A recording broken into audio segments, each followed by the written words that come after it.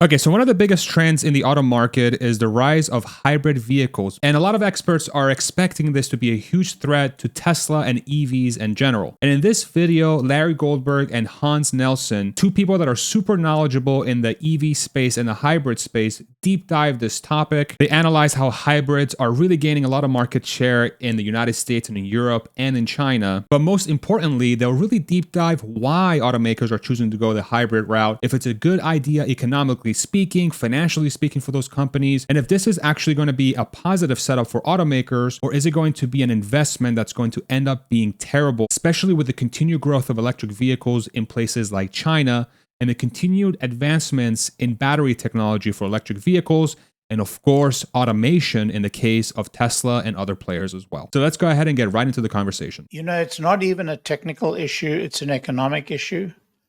The financials on hybrids are really not great. I'm going to show you that. And not only that, but the potential that hybrids will become actually a stranded asset are even greater than, as great as ICE vehicles are going to become stranded assets. So why would the industry be investing in this? So that's the kind of thing I want to talk about. So I've made some slides to help us focus on what we're looking at and where we are. So let me start by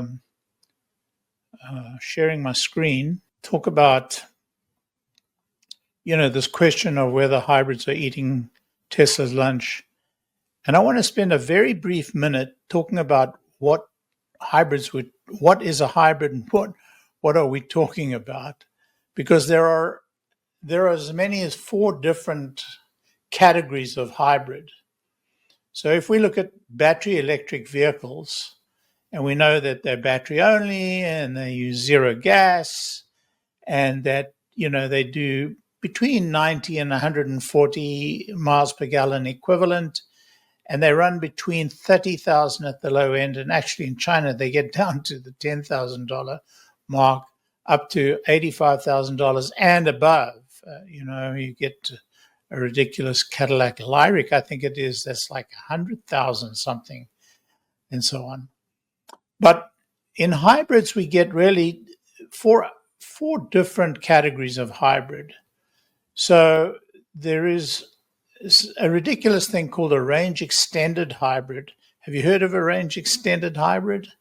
They put a little gasoline engine into an EV, so it charges the EV while you're running. It's basically like the Dodge concept for their truck, right? Like they've got two, you know, it's a full BEV, but then they have basically a generator that is a couple hundred horsepower motor that just charges the battery. That's a typical example. It's almost popular in China. There's a lot of folk in China that commute on very long distances, like the distance from, I think it's Shanghai to Beijing is, a 6-hour drive or 8-hour drive, some very long drive. And some people like to try and actually commute there, believe it or not. But this is a very small percentage of the business. And then the other very small percentage of the business is the so-called mild hybrid, where you've got this tiny little battery. Actually, it's just a little Li-ion battery, 48-volt or 50-volt battery, which is charged by this dynamo while the engine is running, and then when the car is being accelerated or starting, can actually add horsepower to the internal combustion engine. So it doesn't add much miles per gallon. Like it's still doing 30 to 45 miles per gallon. It adds a couple of $1,000s to the cost of the car, but it's the cheapest addition to the hybrid and adds a small amount of miles per gallon and gives a little bit more pep and zest. So these at the fringes of the hybrid movement are really not that common and not much sold. The real action is in the full hybrids and in the plug-in hybrids. And we know the full hybrids from, the Prius, famously, the Prius really started this whole movement. Gets a little bit better gas mileage, quite a bit better gas mileage, actually 10 to 20 additional miles per gallon, and doesn't add that much, maybe $3,000 to $4,000 to the price of the vehicle. So that is actually quite popular in some areas of Europe, and also somewhat popular in China. Not that popular anymore in the United States and in most countries in Europe. The big action is in the plug-in hybrids.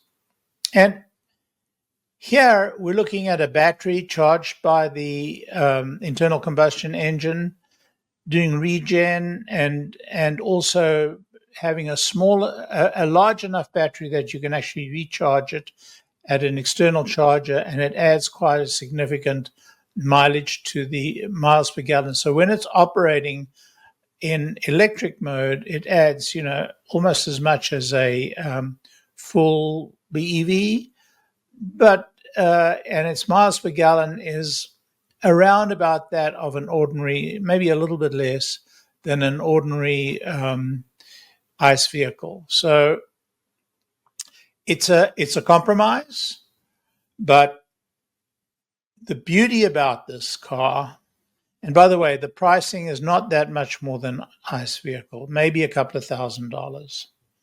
The beauty of this car from the perspective of the industry, and the beauty of this car from the perspective of the legacy dealerships, is that this car needs as much service, if not more, than a standard ICE vehicle.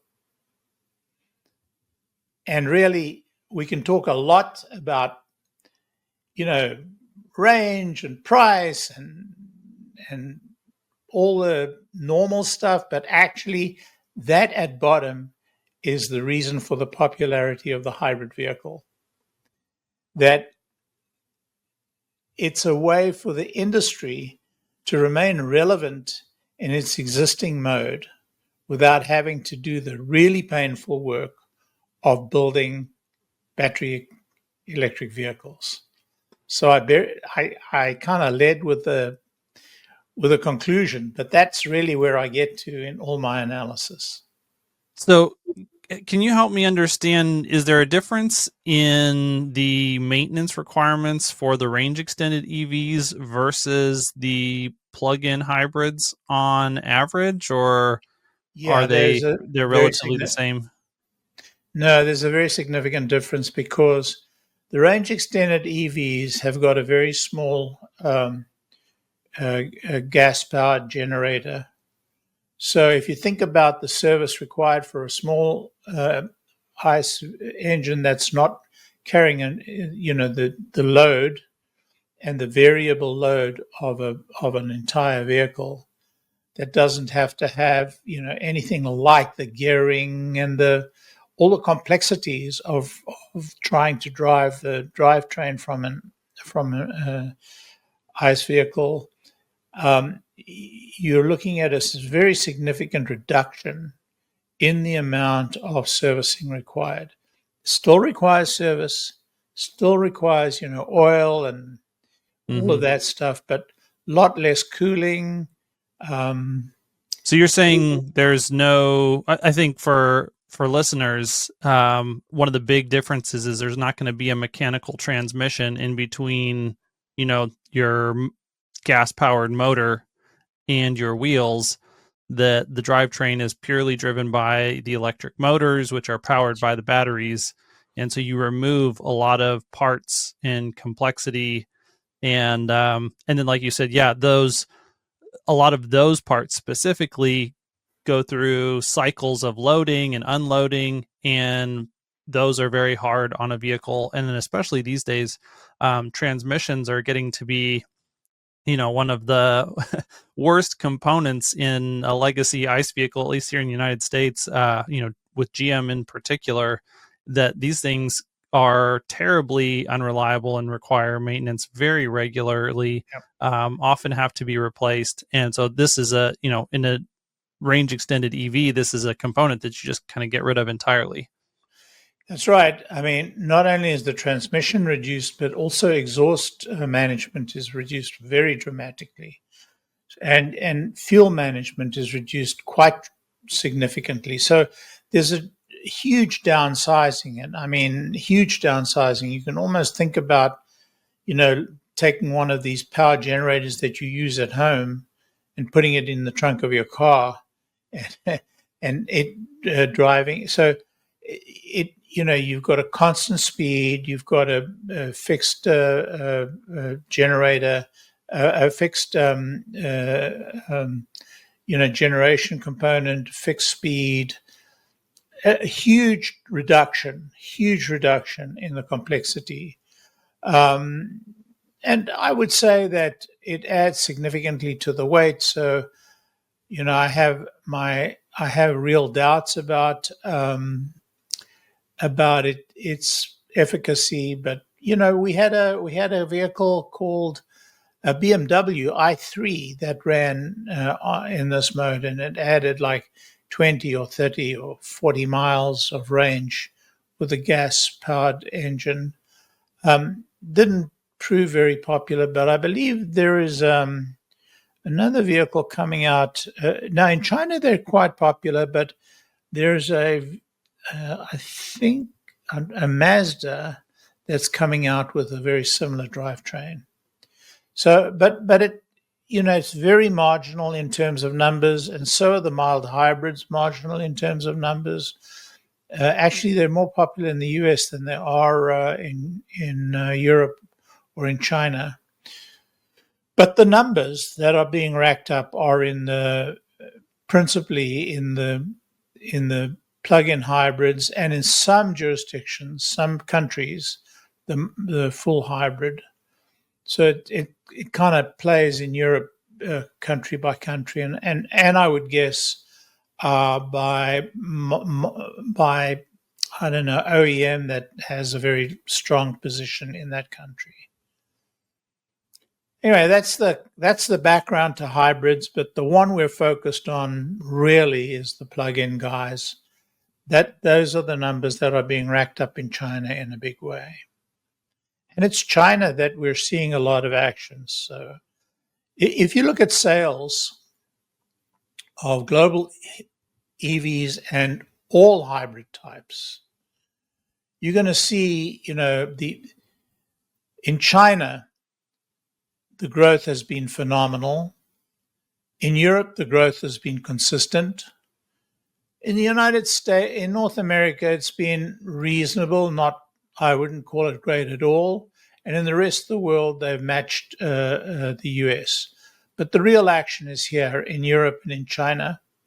China, of course, state-driven, focused, very committed, because they see that EVs are the future and they're going to conquer the world auto industry. And they're very focused. And in a way, Tesla was their Deus ex machina. They were the machine that drove the solution, that drove the industry in China to where the government wanted to drive. So it was this, uncanny timing of Tesla's or Elon's in opening to China at the very moment that it was strategic for China. So that's the total. But if we break out battery EVs from these hybrids, we see a very different picture. Here are hybrids growing compared to EVs, nothing compared to EVs in 2021, by 2021, by the height of the pandemic. And then 2022 growth slowed as we had this sort of post-pandemic downturn. And then things turned up somewhat for hybrids, and then things turned up even greater for hybrids. These are growth rates They're not absolute growth, they're growth rates. And we see the growth rate for hybrids continuing in the up path, while the growth rate for EVs have fallen to the point now where in 2024 they're running below the growth rate of EVs. This is shocking to me. So is there a component of, regulatory loopholes in China that is part of the story here, that there's a vulnerability that's being exploited? Absolutely true. And even in the United States, to a degree, it's being exploited. Because the batteries that go into hybrid have got the same treatment as the batteries that go into EVs in the United States. In China, the hybrids, I believe, are lumped together with ICE in terms of their treatment. And since they're less expensive than EVs, hybrids are less expensive than EVs, they tend to benefit more from those kinds of, subsidies and assistance. Subsidies and so on.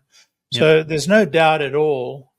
And it would not surprise me to see China clamp down on hybrids and reduce benefits to hybrids.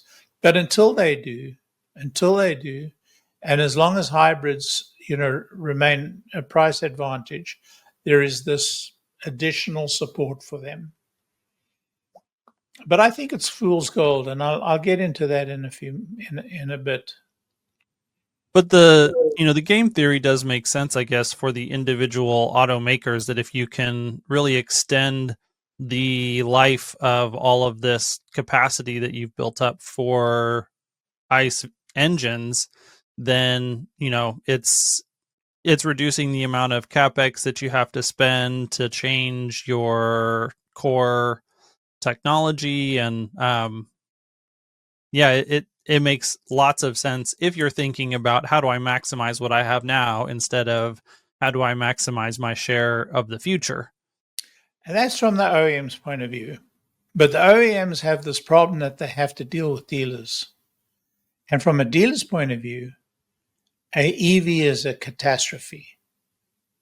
From the OEM's point of view, it is very serious. It's a huge problem. But from the dealer's point of view, EVs are a catastrophe. But one more slide, or one more graph I want to show you, which is even more surprising than this graph. This is growth rates globally, okay? Let's look at growth rates in China. Look at the disparity now between hybrids and EVs. And in China, BYD and others sell through dealers. And in China, the dealerships are in crisis, the likes of which we've never seen. The dealers in China are going to lose $20 billion, have lost, not will, have lost $20 billion in the first 8 months of this year. Wow. That is a huge, huge number when you consider the profitability and the margins that dealers earn. And all of those losses, they ascribe to EVs.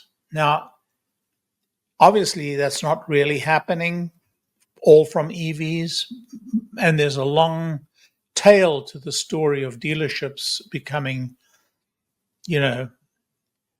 supernumerary, absolutely stranded assets, absolutely pointless investments. But EVs have had a lot to do with it, partially because EVs have Tesla, in introducing the EV, taught us that dealerships are an unnecessary problem. They're just a problem that exists, and there's no necessity for them. But also because, EVs require almost no service, or a very small fraction of the service required by ICE vehicles. Hybrids require more service than even a pure ICE vehicle. Why? Because in addition to the complexities of the full internal combustion engine and drivetrain, you've got batteries and you've got an electric motor. Executed by companies who are not particularly adept at either of those components. Exactly right. Exactly right. So hybrids, implicit in these hybrids is a long-term liability that is not yet recognized. And we see it. We see it in, I do a warranty. I do a warranty analysis every year. When I look back at all the warranty performances by the OEMs, and we watch the warranty costs of these companies who are producing these hybrids start to climb. And they're climbing because of the hybrids. And the long term on the hybrids are really, really bad. So here we are. Where is this going to go? Just some more numbers. Sorry. One, before we move off of this slide, one of the things that it also looks like to me is, there's a build out of capacity. Obviously, BYD is a portion of this, but Tesla's also going to be a large portion. And we haven't seen Tesla grow capacity in Shanghai significantly since 2021. It's, grown slowly, but not quickly. And so I know part of when I look at this graph, what I see is this is just the valley between two growth waves, and that when Tesla does bring online their capacity in China for whatever that next generation set of vehicles is that are going to be priced, at a much lower price point, and then also going to sell at much higher volumes, that this growth in the growth rate in hybrids will be far outpaced by the growth rate in pure BEVs again. You're exactly right. Look, part of the global hybrid story is exactly that theme. The theme is, the delay in Tesla moving into a lower tier price category, adding a lower tier price category vehicle globally. It's not just in China. It's in Europe in particular. Europe, by the way, the crisis in Europe is going to be the subject of my next piece, because the crisis in Europe is extreme. I mean, if dealers are in difficulty in China, they're in extremis in Europe. Dealerships are going out of business at a huge rate, faster than the OEMs are going out of business, and they're going out of business quickly. So the OEMs in Europe are going through a terrible crisis, but the dealers are going through a much worse crisis. The OEM's crisis is they're unable to move rapidly into EVs, and for the most part, certainly Mercedes and BMW, they're at the very high end, and that high end price is becoming higher and higher, and it's reached a point that it's no longer affordable. The second part of that problem is China. China is introducing into Europe vehicles at many-fold less cost than it costs to build cars in Europe. But the other part of that is that they've been very slow to introduce economic EVs. They've tried to adapt their EVs to their manufacturing methods rather than adapt their manufacturing methods to EVs. So they have very poor EVs, poorly designed, very costly to manufacture. They've been unable to make profits on it. Anyway, there's a long litany. I don't want to go into it right now, but part of the solution they thought was to introduce this hybrid these solution. plug-in hybrids. Yeah, Plug-in hybrids. Some of them in some countries it's Anyway, the point is all of the hybrid story is tied in with this collapse of the European auto industry. And that which collapse is really, when you boil it down, in my view, just a function of this vacuum of, affordable new vehicles. Yeah. That anything that can come in and be, sold at a price point, especially, with all of the increases in cost of living that we've seen over the last 4 or 5 years. A lot of people have a lot more pressure on their budget for transportation. And when you put a whole lot of pressure on people's budget everywhere, and then you make their car also significantly more expensive today than it was 5 years ago to buy a new car, well, then that demand for those lower priced vehicles has to go somewhere. And it seems like for the time being, hybrids are the only option. You're exactly right. Look, the consumers are hurting globally. I mean, we're in a strange form of economic environment. Some people call it a rolling recession, and I think that's not an unfair name for it. But the consumer is really hurting. I mean, and the other aspect of that, you're exactly right, is that vehicles have become priced out of the consumer range of affordability, particularly in Germany. And particularly in Europe in general, but Germany in particular.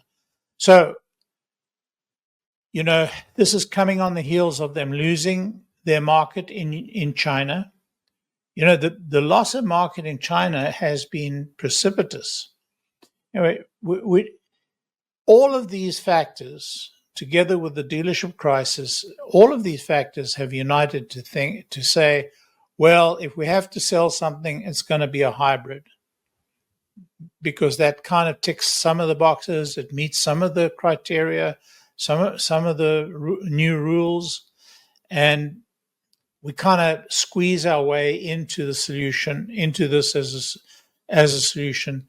But it's what I call a sugar high, and it's going to be disastrous for them. Rather than learn to make an EV properly, rather than license from Tesla the ability to manufacture vehicles at a very good price with great solutions. And that also touches on the issue of why has Tesla reduced its prices even faster than they've reduced their costs. So-called squeeze on the margin.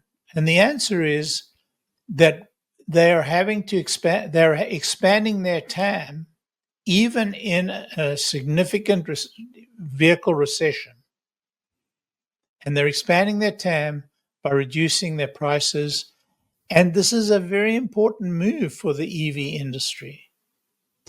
Well, one way to even look at that is that, when we were in the ZERP environment, that Tesla was using all of the ZEV credits that they were getting to build out capacity.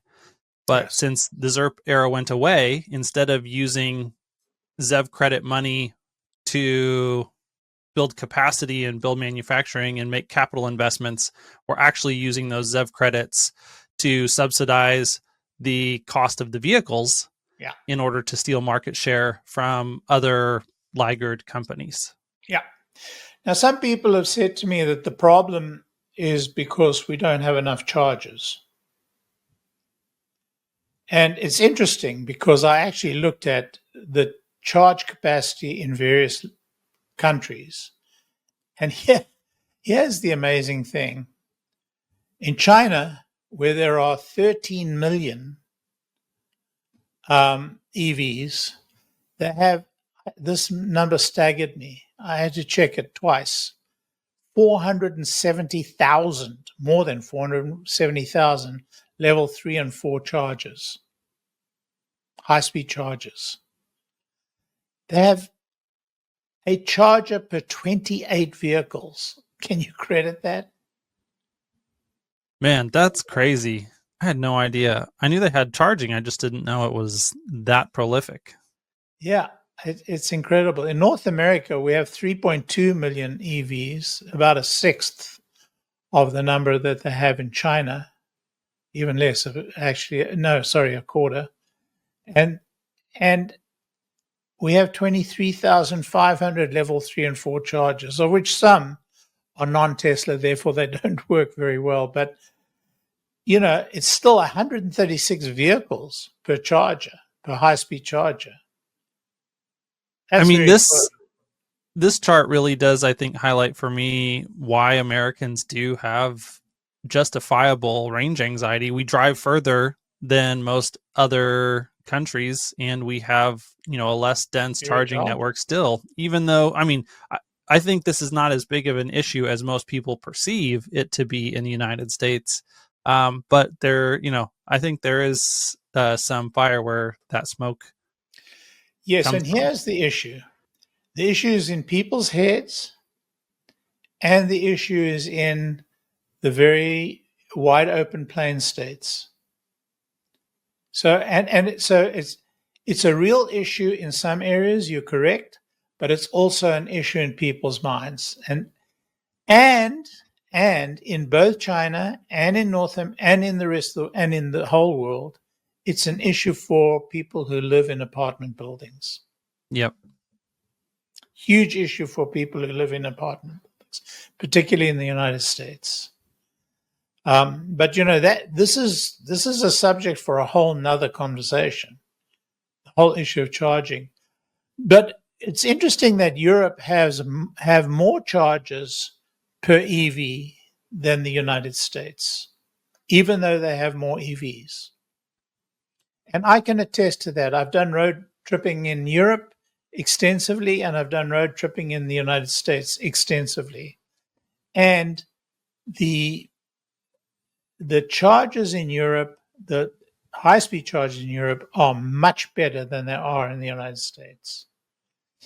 However, the lower-end chargers, the chargers that are not high-speed are terrible in Europe as they are in the United States, except, of course, for the Tesla chargers. And the rest of the world are still better off than, can you believe it, North America. Amazing. These were very eye-opening numbers to me. Very eye-opening. I would agree. And I spoke about the crisis for OEMs and dealers. I believe that this is the single biggest issue explaining the whole hybrid movement. And we've spoken about it at length. I talked about the China Auto Association, this loss of $20 billion in the first 8 months of the year. It's an acute crisis. So there's a recession in car sales post-lockdown recovery, poor quality of OEM EVs, sales of Tesla and other direct sales OEMs have reduced volumes for dealers. EVs gut the dealership profits. Europeans, particularly German OEMs, volumes are plummeting. This is a subject that we've already talked about, but it's a crisis in Europe. You know that many European OEMs are actually closing down their dealership networks and turning them into just agencies and service providers. And so OEMs and dealers are turning to hybrids as an answer, and it's fool's gold because it's not going to last very long and it's going to go away soon. Yeah, it's just like the frog that's in the pot of water that continues to get warmer and warmer and warmer. I mean, when I think about this, it is incredibly sad if you are a dealer, but as a consumer, actually, this seems like an incredibly positive secular trend, because these dealerships, especially the ones that rely on having unreliable vehicles that they can service regularly, that's a huge tax on consumers and their ability to travel from point A to point B, and especially consumers who are much more financially strapped. Like if you accidentally make the wrong purchase decision on an OEM vehicle and then you have unreliable transportation and then you can't get to work, that is an existential crisis for many, many people around the world. And so really taking this head on and removing this tax from society, I think, is a huge positive overall. But it will be very chaotic in the transition. Yeah, many of us expected the sort of horse and buggy to auto transition over a couple of years to happen to, ICE to EV. And it's not playing out like that yet. Whether the collapse will come and it'll be very rapid, I don't know. But one thing's for sure, that, the dealers and the traditional OEMs are going to fight back. In China, the transition to EVs and hybrids has been dramatically faster. And so the interesting thing is, what interests me is what will happen to hybrids in China as a leading indicator of what's going to happen globally.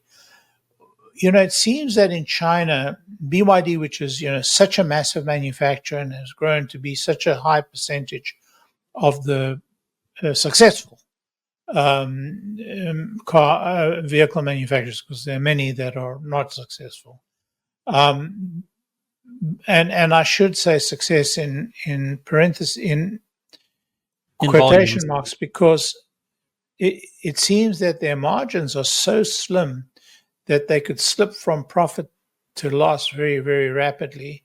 And I'm talking about BYD. But well, on that topic, can you talk to me a little bit about the reliability, if you have any data on it, of BYDs, and what do their warranties look like, and are they on the line if their reliability ends up being poor over the long term? Is that a factor that will flip them from profitability to unprofitability? I don't believe it's a risk with BYD. I think their quality is excellent. At least their warranty experience shows that they have an excellent track record over the years. So I don't think quality is an issue with BYD. It is with quite a lot of other OEMs, the smaller OEMs, but I don't believe it's a risk. And many European OEMs are turning to their Chinese counterparts to take over the manufacturing of vehicles in whole. Look, the whole subject of China and the European and the US OEMs in China is a horror story. China was the golden goose, the goose that laid the golden eggs for the OEMs. But that goose has gone away. That goose no longer lays eggs for the European and the American OEMs. And it happened almost overnight. Yeah. And so the crisis, this sudden financial crisis that many OEMs in Europe are facing, and that I think the US OEMs are about to, US traditional OEMs are about to face, is because China has gone away.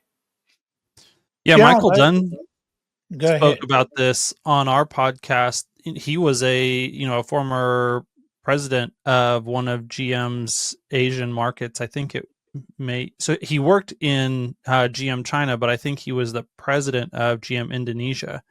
And he spoke about this, how, when GM went there, it was the biggest cash cow the company had for many years, that they produced far more profits from their Asian market manufacturing and sales than they did domestically here in the United States.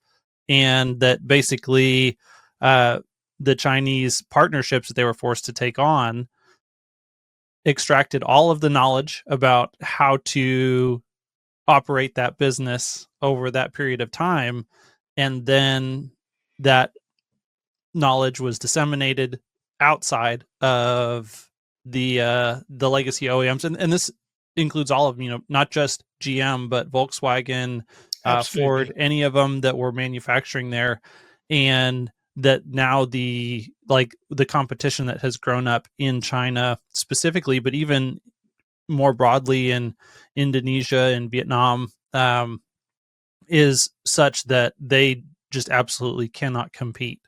And so those companies are just taking over all of the profits that these Western legacy OEMs used to be making there.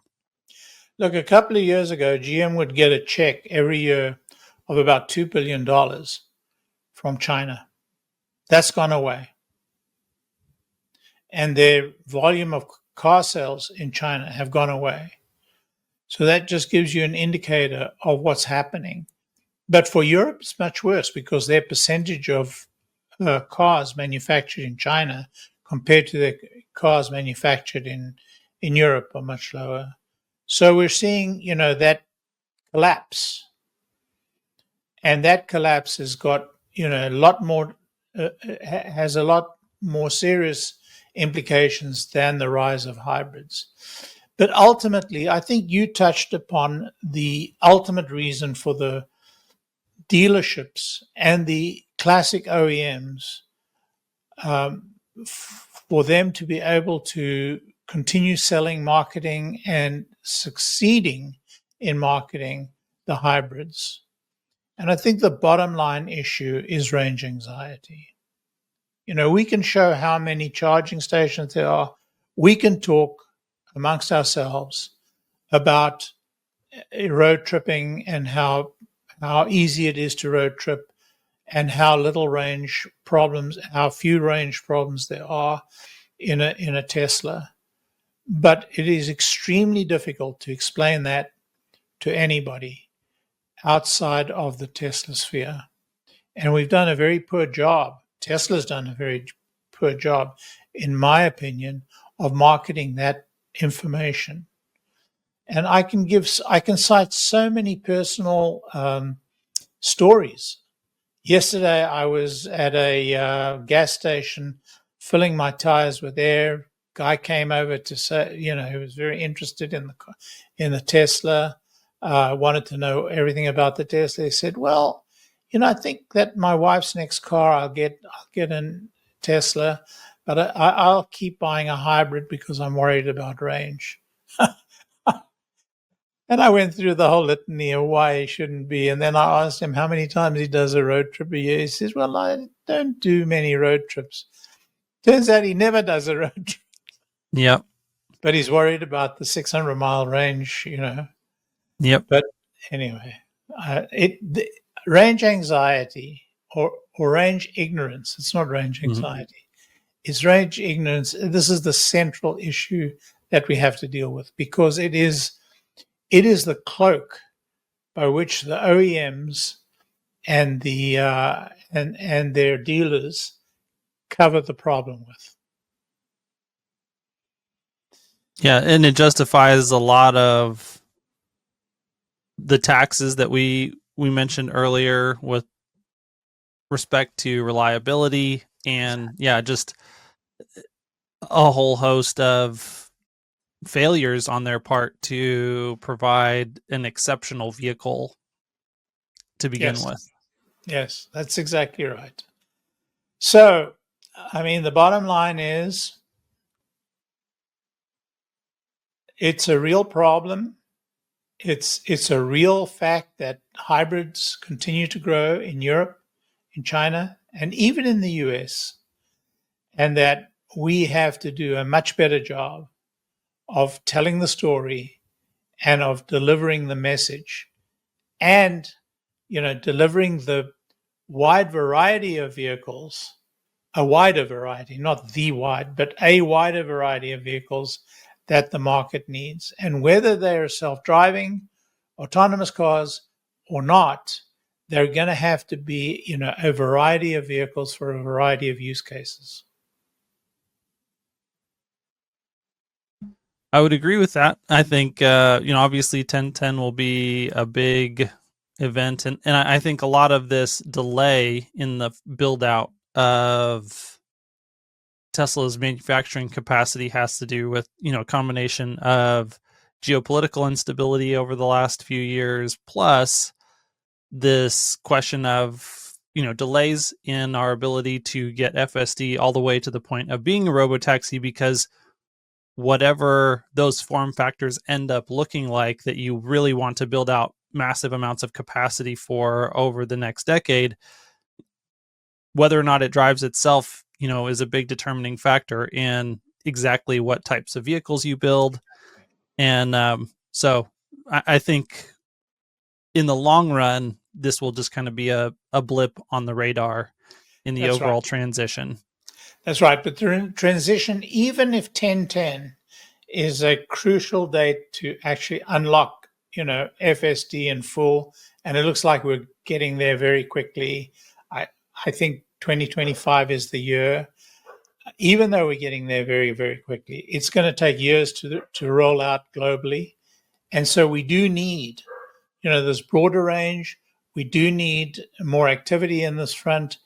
And somehow, European and US OEMs, classic OEMs, need to get on board with Tesla. And that's very important. And the time has come for them to take action. Yep. And even dealers, I think if I was a dealership right now, one of the things that I would think about is that what I have at my disposal is essentially a great headquarters to run a fleet management service. And I think fleet management is about to become a much larger piece of the overall transportation puzzle than it is today. And so hopefully some smart, forward-thinking dealerships can really move on that front and begin transitioning their business model, because the existing model is definitely not long for this world. Yeah, very well said. Well, thanks, Hans, for joining me on this interesting little journey into the world of hybrids. Thanks for enlightening us today and looking at this. I really enjoyed getting a deeper dive into some of the dynamics that are at play here.